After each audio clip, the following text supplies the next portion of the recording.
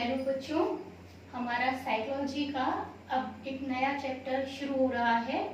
Chapter number 3 स्मृति एवं विस्मरण, यानी मेमोरी एंड फॉरगेटिंग। तो स्मृति क्या है? जनरली हम लोग सभी क्या समझते हैं स्मृति से?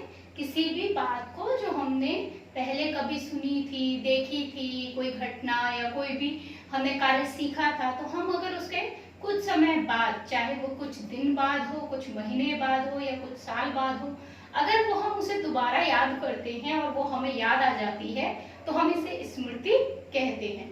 जनरली हम स्मृति का अर्थ यही लगाते हैं। अगर हम मनोविज्ञान की भाषा में देखें तो स्मृति क्या है? एक मानसिक प्रक्रिया है। मानसिक मीन्स मन से होने वाली प्रक्रिया, यानी हमारे दिमाग से संचालित होने वाली प्रक्रिया। तो हमारी स्मृति क्या होती है?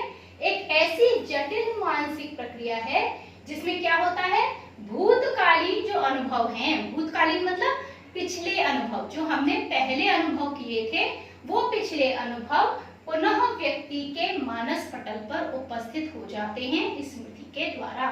मतलब उस व्यक्ति को दोबारा वो चीज याद आ जाती है।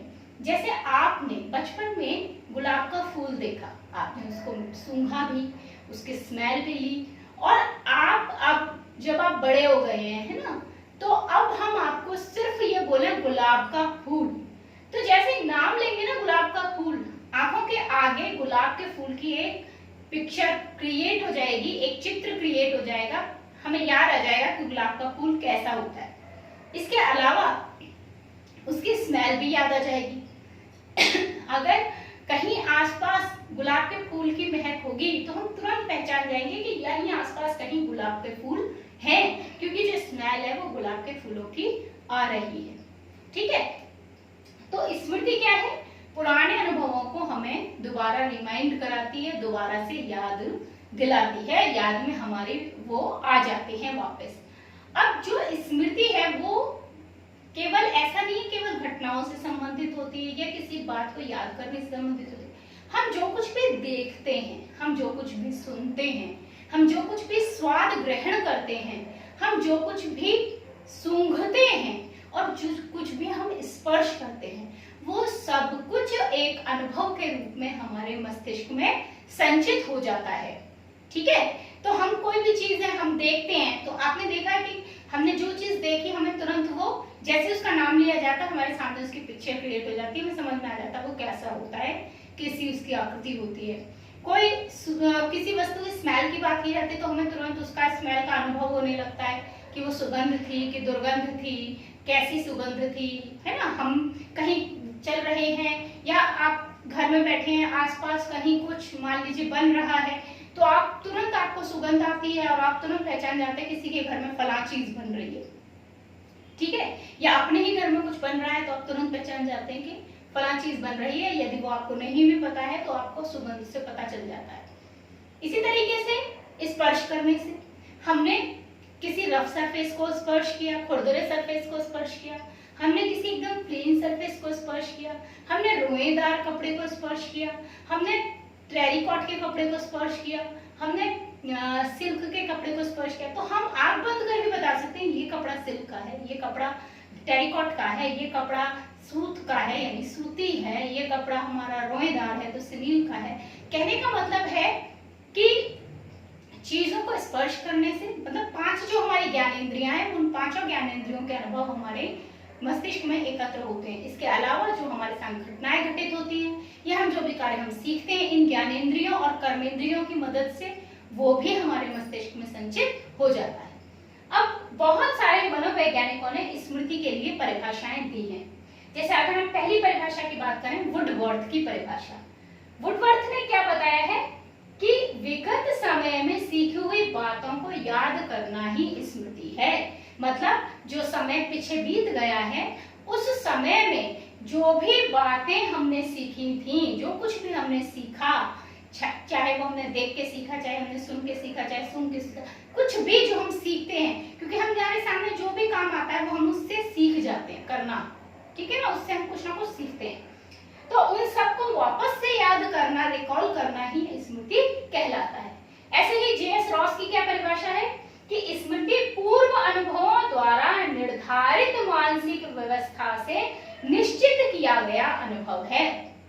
कहने का मतलब स्मृति जो हमारे पूर्व अनुभव हैं उनसे जो भी निर्धारित हमारी मानसिक स्थिति बन रही है उससे जो भी अनुभव हमें प्राप्त हो रहा है उस अनुभव को प्रदर्शित करना है।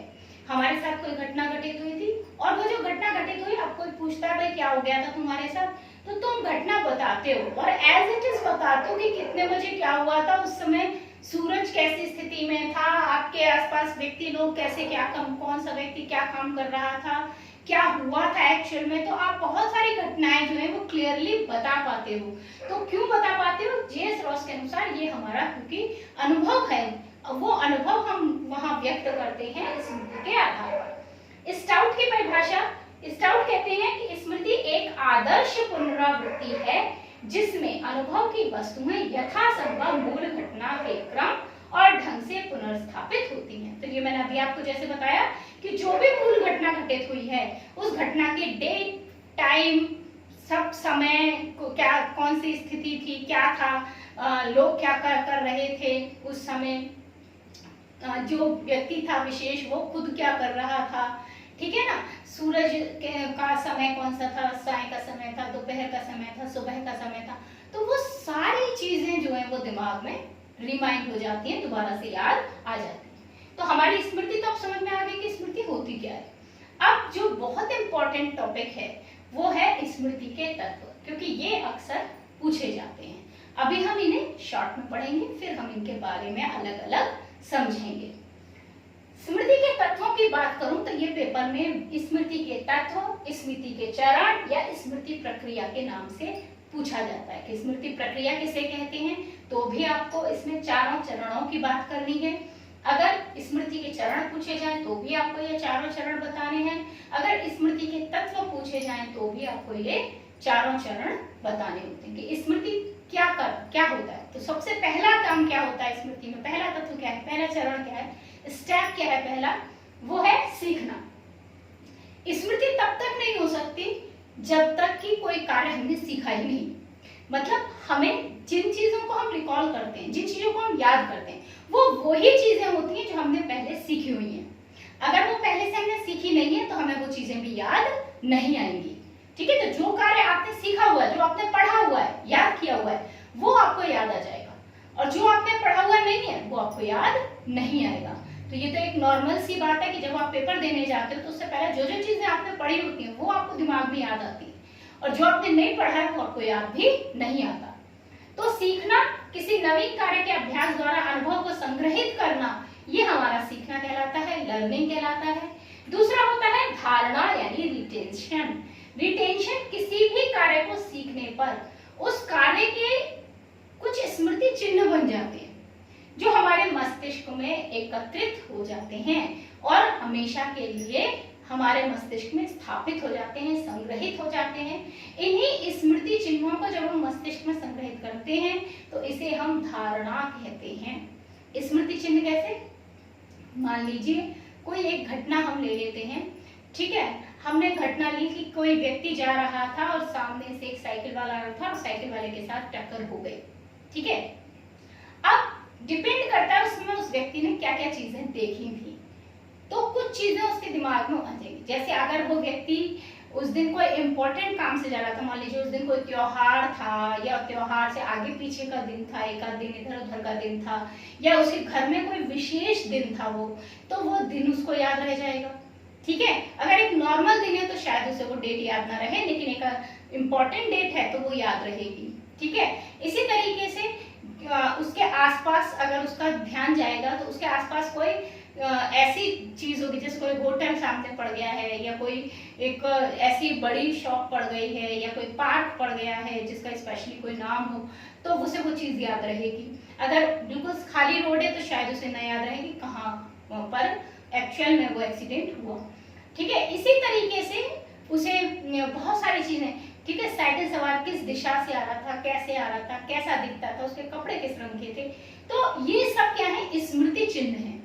इन स्मृति चिन्हों में से जो हमारे ठोस होंगे, ठोस मतलब जो स्मृति चिन्ह दिमाग जल्दी संग्रहित कर लेगा वो हमेशा के लिए बन जाएंगे। ठीक है, अगर एक नॉर्मल डेट है तो शायद उसे डेट याद ना रहे, नॉर्मल एक टाइमिंग है तो उसे टाइमिंग याद ना रहे। अगर उसे ये याद है कि मैं उस दिन बैंक जा रहा था, ठीक है, और मैं घर से 10 बजे निकला था, तो उसको ये याद रहेगा कि मैं 10 बजे ये एक्सीडेंट, 10 से 10:15 के बीच में, 10:30 के बीच में मेरा एक्सीडेंट हुआ था। तो कहने का मतलब है कि उसे वो टाइम याद हो जाएगा अगर उसे वो पहले की चीज याद है तो ये सब हमारे क्या कहलाते हैं, स्मृति चिन्ह कहलाते हैं। मान लीजिए किसी की कोई चीज गुम हो जाती है, तो अक्सर आपने देखा होगा, मान लीजिए कि कोई भी, मान ली कोई अंगूठी गुम हो गई है, कोई गले का गुम हो गया, कुछ भी, एनीथिंग, आपका पेन नहीं मिल रहा, आपका कोई इंपॉर्टेंट कॉपी है वो नहीं मिल रही, तो आप क्या करते हो, आप याद करने की कोशिश करते हो, मैं उस समय क्या कर रही थी, मैं कहाँ बैठी थी, कहाँ कहाँ किस किस से मिली, क्या क्या किया। तो ये सब आप जो याद करें, ये सारे क्या है, स्मृति चिन्ह हैं जो धारण किए गए थे जब वो काम हुआ था।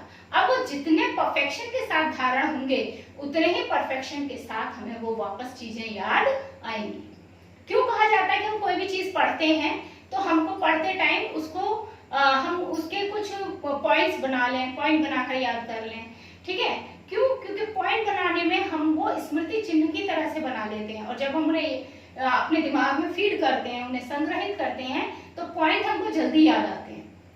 तो मैं अक्सर आपको पॉइंट से ही चीजों को समझाने का इसीलिए कोशिश करती हूँ कि पॉइंट याद करना आसान होता है। पॉइंट से अगर आप याद करते हो तो आपको वो जल्दी रिकॉल हो जाएगी चीज, ठीक है। तो धारणा, रिटेंशन क्या है कि जो स्मृति चिन्ह है उन्हें मस्तिष्क में कैसे संग्रहित करेंगे। तीसरा आता है प्रत्यास्मरण। प्रत्यास्मरण को पुनः स्मरण भी कहते हैं, ठीक है। पुनः स्मरण का मतलब है पुनः यानी दोबारा, स्मरण यानी याद करना, दोबारा याद करना। पहला था सीखना, जब हमने कार्य को सीखा, ठीक है, अनुभव संग्रह किए, उसके बाद जो भी हमने अनुभव संग्रह किए उनके स्मृति चिन्ह हमारे दिमाग में फीड हमने कर लिए कि इस क्वेश्चन का हमें आंसर याद करना है, तो इसके महत्वपूर्ण कुछ पॉइंट्स हमने याद कर लिए, उन पॉइंट से ही हम सारा क्वेश्चन का आंसर बना लेंगे। तो ये धारणा हो गया। तीसरा प्रत्यास्मरण। प्रत्यास्मरण यानी पुनः स्मरण, अब उन पॉइंट्स को याद करना, वो जो स्मृति चिन्ह हमने दिमाग में संग्रहित किए थे वो स्मृति चिन्ह याद करना दोबारा से, ठीक है, उन्हें अपने ध्यान में लाना, अपनी मस्तिष्क में वापस लाना, ठीक है। और चौथा है प्रतिभिज्ञा। प्रतिभिज्ञा यानी प्रत्यास्मरण, पहचान, रिकॉग्निशन। मतलब हम जब स्मृति चिन्ह हमारे दिमाग में लाने की कोशिश करेंगे तो हमने एक काम तो सीखा नहीं, हमने तो बहुत सारे काम सीखे, और बचपन से जाने कितने अनंत काम सीखते रहते हैं। तो इन सब के स्मृति चिन्ह हमारे मस्तिष्क में संग्रहित रहते हैं। आपने अब आप 12वीं में हैं, लेकिन 12वीं से पहले की कितनी कक्षाएं आपने जो पार की हैं उन सब की पढ़ाई आपके दिमाग में संग्रहित है, स्टोर्ड है, उनके सबके स्मृति चिन्ह हैं। लेकिन इन स्मृति चिन्हों में से आपको वो स्मृति चिन्ह पहचानने होंगे जो आप याद करना वास्तव में चाह रहे हैं, जिस कार्य के लिए वो स्मृति चिन्ह निश्चित थे, ठीक है। तो जैसे आपके पेपर में कोई प्रश्न आ जाता, मान लीजिए प्रश्न आ जाता है स्मृति के तत्व चरण की प्रक्रिया बताइए, ठीक है। अब आपने याद किए थे ये चारों पॉइंट्स, तो आपने ये भी क्वेश्चन याद किया होगा स्मृति किसे कहते हैं।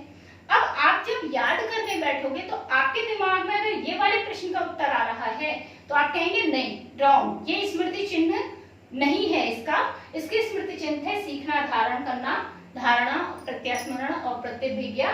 तो आप तुरंत आपको ये पूरा याद आ जाएगा प्रश्न का उत्तर, ठीक है। तो पहचानना पड़ता है, प्रतिभिज्ञा यानी पहचानना। इतने सारे जो स्मृति चिन्ह संग्रहित हैं मस्तिष्क में, उनमें से कौन सा स्मृति चिन्ह है जो इम्पोर्टेंट है, जो हमारे इस प्रश्न से रिलेट कर रहा है, इससे संबंधित है, वही चीज हमको याद करनी है, ठीक है। या तो आपको AIE भी आएगा, या तो आपको ABCD भी आएगी, लेकिन वो आपके मतलब का नहीं है, तो वो आप याद करके, याद आने पे भी उसे याद नहीं करोगे, आप वो चीज याद करोगे जो आपके प्रश्न से संबंधित होगा, ठीक है। तो ये है हमारा स्मृति और स्मृति के तत्व किन्हें कहते हैं, ठीक है। इसके बाद हम लोग अपना नेक्स्ट टॉपिक डिस्कस करेंगे।